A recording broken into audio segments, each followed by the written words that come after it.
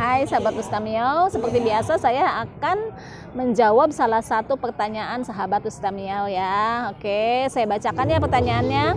Mbak izin tanya, perut saya berdetak terus pas tarik nafas panjang kayak setelah habis nangis, kayak segukan gitu. Itu kenapa? Dan tangan saya setiap hari tremor terus. Tremor itu bergetar ya teman-teman, bergerak seperti itu, kebutan seperti itu. Jadi begini ya teman-teman, pada prinsipnya nih ya, yang harus teman-teman pahami itu dan harus dilakukan itu, usahakan untuk tidak panik ya. Kenapa panik ataupun cemas berlebih hanya akan menambah keluhan tersebut menjadi-jadi seperti itu ya. Jadi hal tersebut, keluhan yang tadi disebutkan itu adalah sesuatu yang memang wajar dan umum terjadi ya pada penderita gangguan GERD anxiety psikosomatis teman-teman ya. Berikut juga gangguan GERD dan ataupun radang pada atau iritasi pada lambung juga pada usus seperti itu ya teman-teman ya.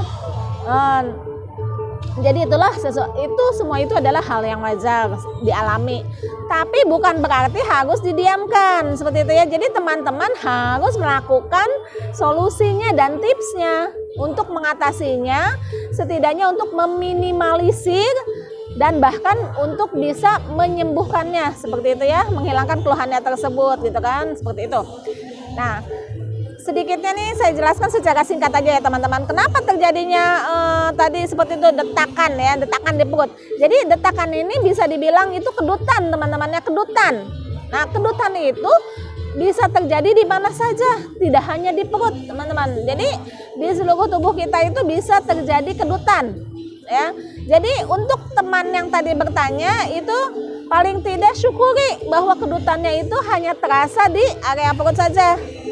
Teman-teman lainnya bahkan saya dulu itu mengalami kedutan itu tidak hanya di area perut tapi juga di area tubuh lainnya. Bisa dibilang itu hampir di setiap bagian tubuh itu pernah merasakan kedutan, detakan seperti itu teman-teman ya.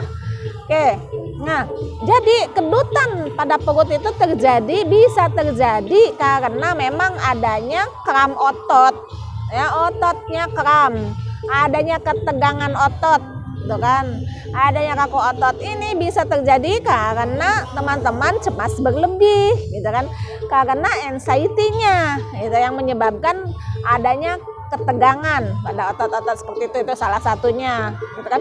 Hal lainnya itu bila ada iritasi atau radang pada lambung ataupun pada usus, itu juga bisa menyebabkan kedutan teman-teman. Karena ketika adanya radang atau iritasi itu akan menekan ujung saraf gitu kan, yang akhirnya menyebabkan kedutan seperti itu ya. Nah hal lainnya juga bisa karena teman-teman terlalu memforsir olahraga, jadi ya olahraganya terlalu diforsir, terlalu berat seperti itu, akhirnya menyebabkan kram atau tegang otot ya teman-teman ya itu. Nah lainnya juga bisa karena adanya gasnya berlebih gitu. Jadi gas ini memang adalah sesuatu yang wajar dan memang pasti ada di dalam pencernaan kita sebagai proses dari pencernaan di lambung gitu kan, dan juga di usus kita teman-teman. Jadi memang menghasilkan gas, tapi gas tersebut itu bisa berlebih ya kan, berlebih yang akhirnya juga bisa menyebabkan teman-teman mengalami keluhan lainnya ya, seperti kembung gitu kan, seperti begah gitu seperti itu. Nah seharusnya gas ini dikeluarkan kan melalui sendawa ataupun buang angin seperti itu. Tapi pada penderita gangguan GERD anxiety psikosomatis dan aslam dan teman-temannya itu gas tersebut menjadi berlebih, produksinya banyak dan bisa terhambat untuk keluarnya, untuk dikeluarkan untuk sendawa ataupun buang anginnya. Nah itulah yang akhirnya juga bisa menyebabkan terjadinya kedutan teman-teman seperti itu ya.